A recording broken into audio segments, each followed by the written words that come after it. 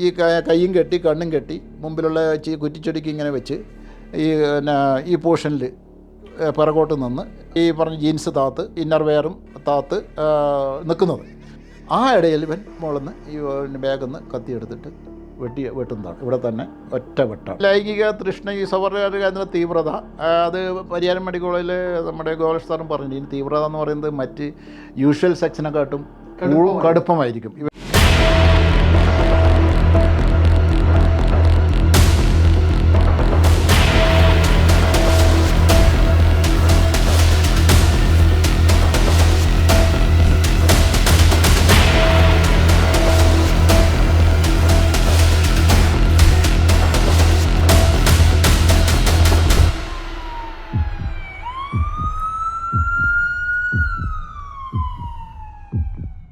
Kannur vision charge ഷീറ്റിലേക്ക് പ്രിയ പ്രേക്ഷകർക്ക് സ്നേഹപൂർവ്വം സ്വാഗതം.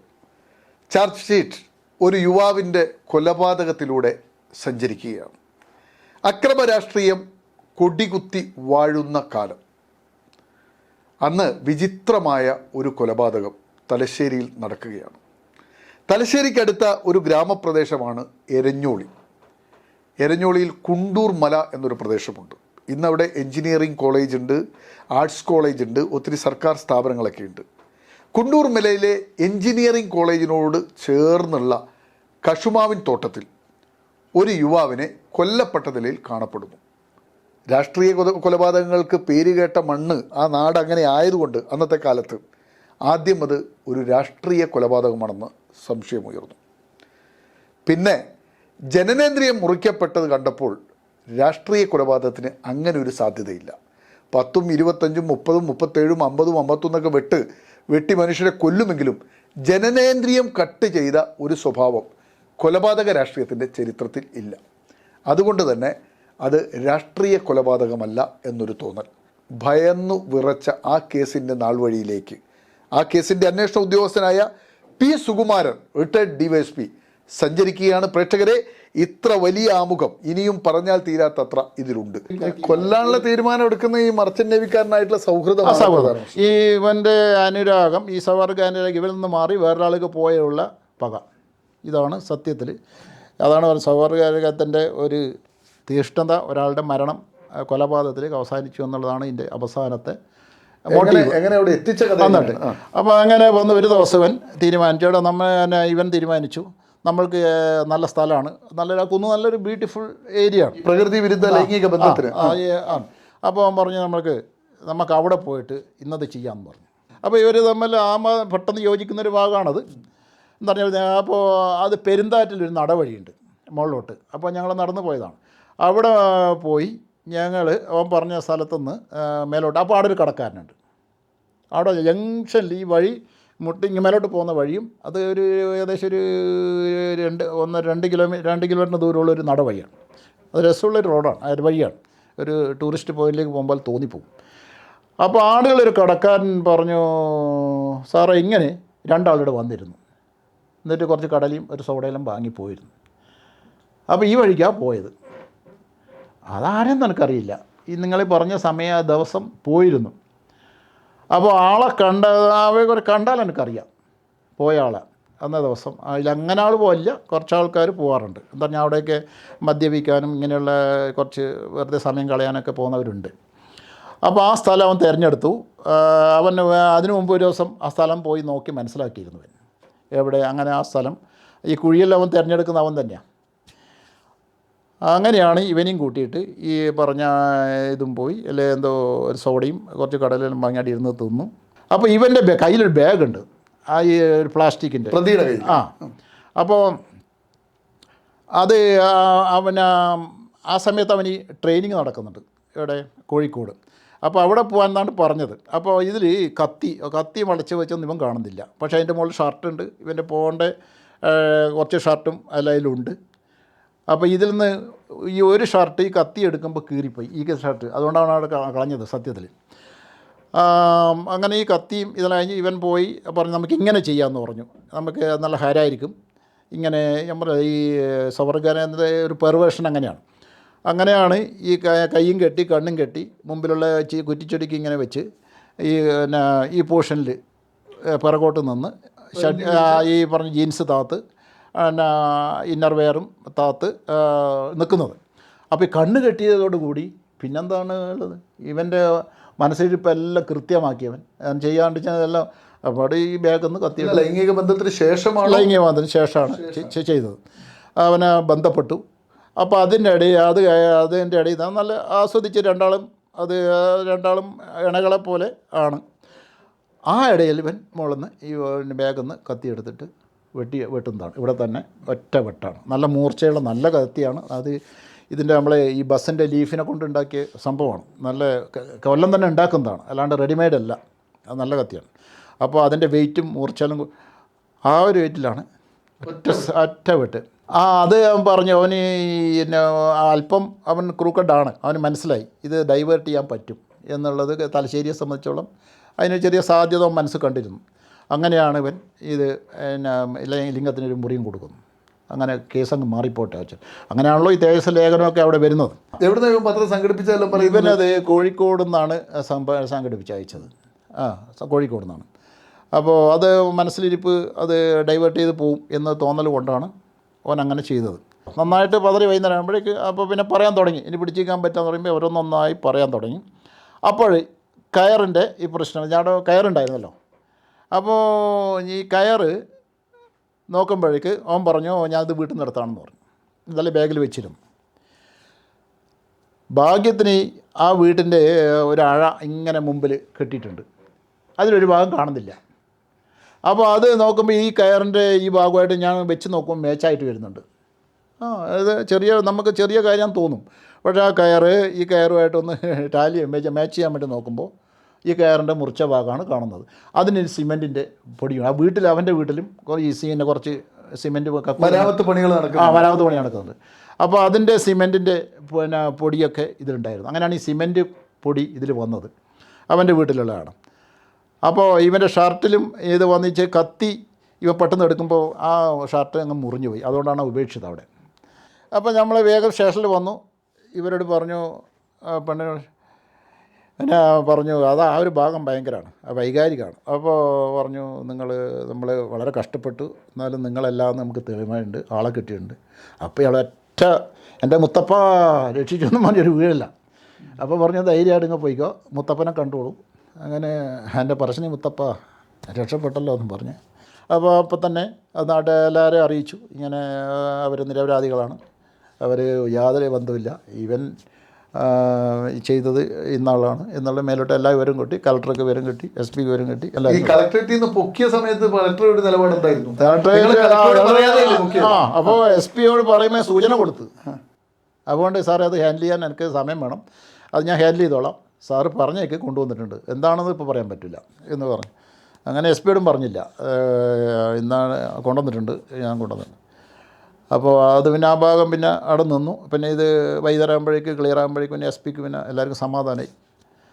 അപ്പോൾ കത്തി പിന്നെ ഇവൻ അവിടെ നിന്ന് കൊലപാതകം നടത്തി തിരിച്ചു വരുമ്പോൾ അവിടെ ഇതിലൊരു കല്ലിൻ്റെ ഒരു കെട്ടുണ്ട്. അങ്ങനെ അവൻ തിരിച്ച് ഈ പറഞ്ഞ പെരുന്താറ്റിൽ വന്ന് ഒരു ഓട്ടോറിക്ഷക്കാരനോട് അതൊക്കെ പിന്നെ ഇവൻ പക്ഷേ അവിടെ എന്നിട്ട് തുടച്ചാണെങ്കിലും അത് നമുക്ക് കിട്ടിയിട്ടുണ്ട്. ഇവൻ ഈ കത്തി നേരെ തിരിച്ച് വന്നിട്ട് അവിടെ ഉപേക്ഷിച്ചില്ല. അതിൻ്റെ തുടച്ച് പുറത്ത് ഒരു മതിലുണ്ട് കല്ലിൻ്റെ, അതിൻ്റെ അടിയിൽ ഒരു ദ്വാരം ഉണ്ടായിരുന്നു, അതിൻ്റെ ഉള്ളിൽ വെച്ച് പോയി. പിന്നെ എന്നിട്ട് ഈ ബാഗും എടുത്തിട്ട് ഈ ബാക്കിയുള്ള തുണി എടുത്തിട്ട് നേരെ ആടുള്ള റോഡിലേക്ക് വന്നു ഒരു ഓട്ടോറിക്ഷക്കാരനോട്. അതെല്ലാം ഓട്ടോറിക്ഷക്കാരൻ പറഞ്ഞു, അവർക്കൊന്നും അറിയില്ല. ഓടി വന്നിട്ട് പറഞ്ഞു എനിക്കൊന്ന് ഉടനടി ബസ് സ്റ്റാൻഡിൽ പോകണമെന്ന് പറഞ്ഞു.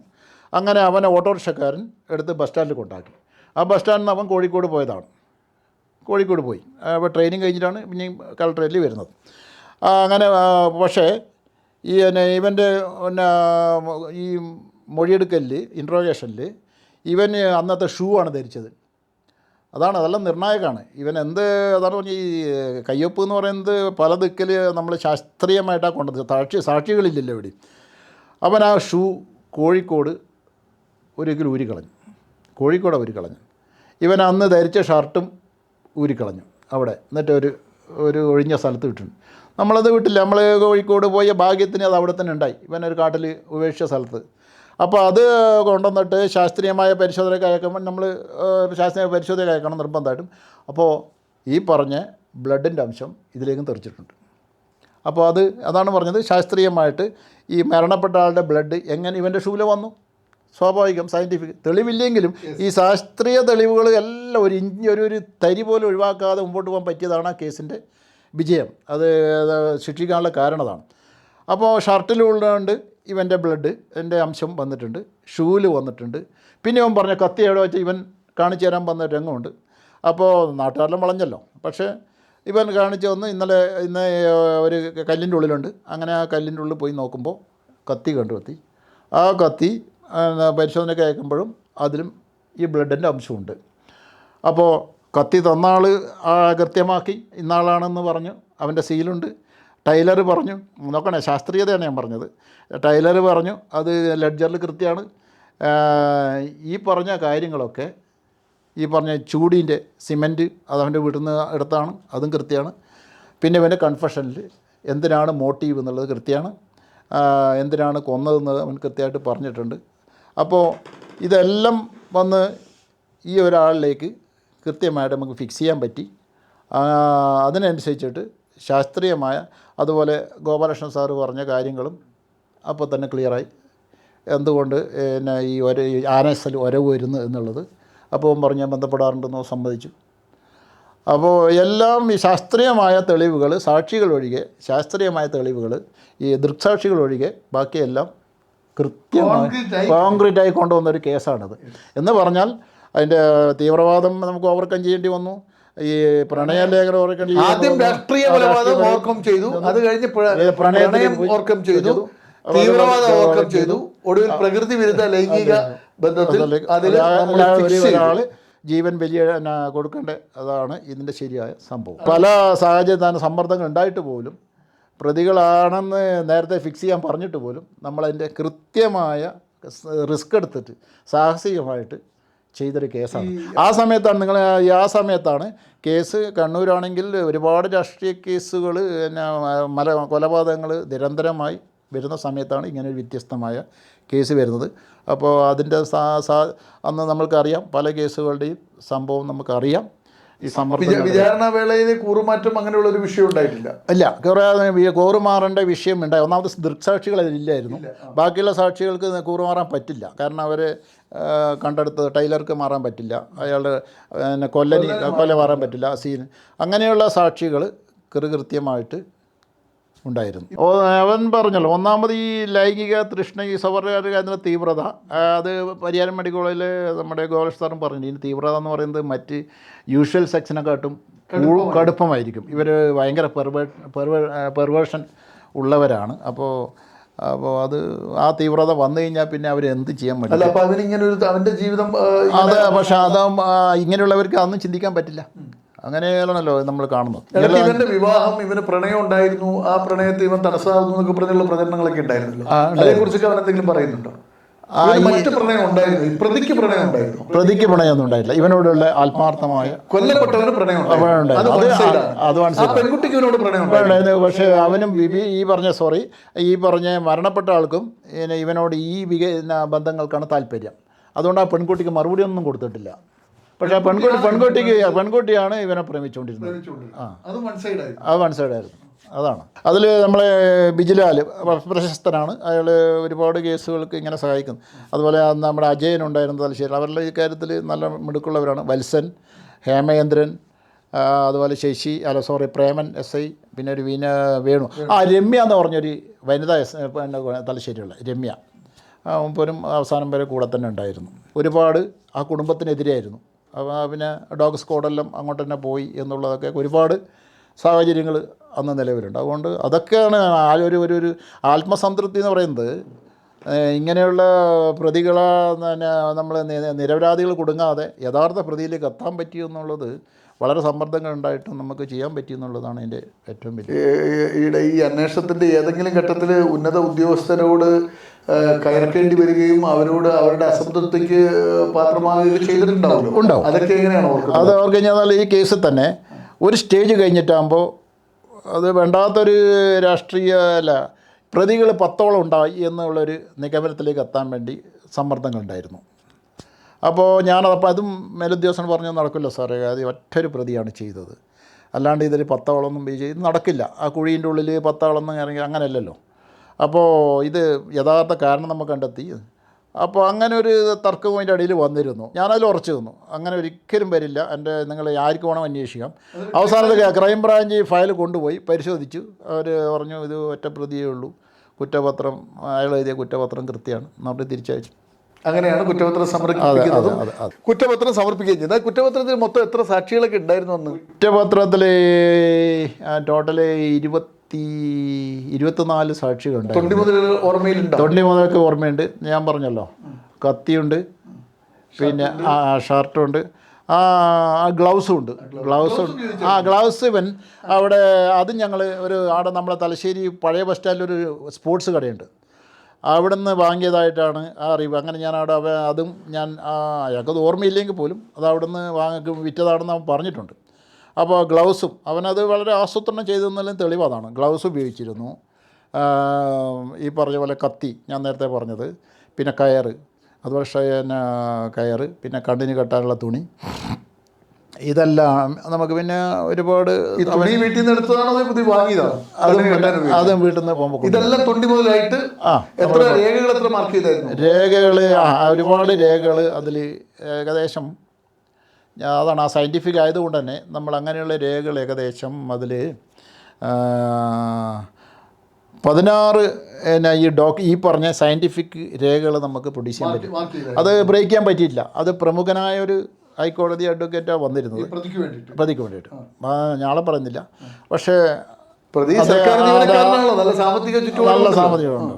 അപ്പോൾ അത് ആ കുറ്റപത്രത്തിൽ നമ്മൾ ഈ 302 നമുക്ക് ഒരാൾ ചെയ്തല്ലേ 302 ആണ് വെച്ചിട്ട്. 302 മാത്രമേ ഉള്ളൂ, പ്രകൃതി വിരുദ്ധ ലൈംഗിക ബന്ധം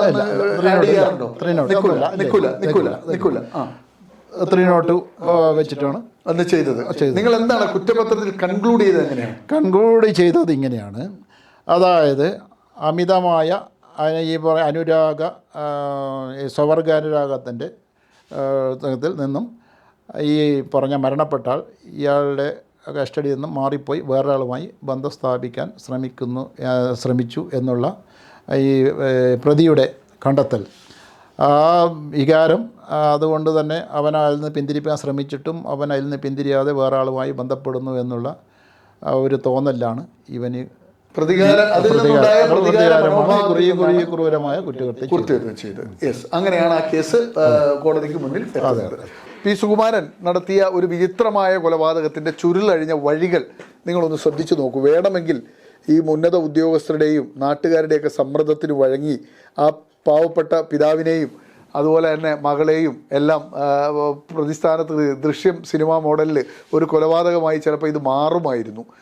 അതിൽ നിന്ന് അതിനകത്ത് പ്രതികൾ പോലെ ലക്ഷ്യമിട്ട് പോകാവുന്ന ഒരു കൊലപാതക കേസിൽ 2 അക്ഷരത്തിനെ പിന്തുടർന്ന് എന്ന് പറഞ്ഞാൽ ഷർട്ടിൻ്റെ അഴുകി ദ്രവിച്ചു പോയ 2 അക്ഷരങ്ങളെ പിന്തുടർന്ന് ആ കൊലപാതകം തെളിയിച്ച് നാടിന് സമാധാനം നൽകിയ ഒരു അന്വേഷണ വഴികളിലൂടെയാണ് ഇന്ന് നമ്മൾ സഞ്ചരിച്ചിട്ടുള്ളത്. കൂടുതൽ മികവുറ്റ അന്വേഷണങ്ങളുമായി ഇനിയും ചാർജ് ഷീറ്റ് നിങ്ങളിലേക്ക് എത്തും. വിലപ്പെട്ട സമയം നമുക്ക് വേണ്ടി അനുവദിച്ച പി സുകുമാരനും ഒപ്പം പ്രേക്ഷകർക്കും നന്ദി, നമസ്കാരം.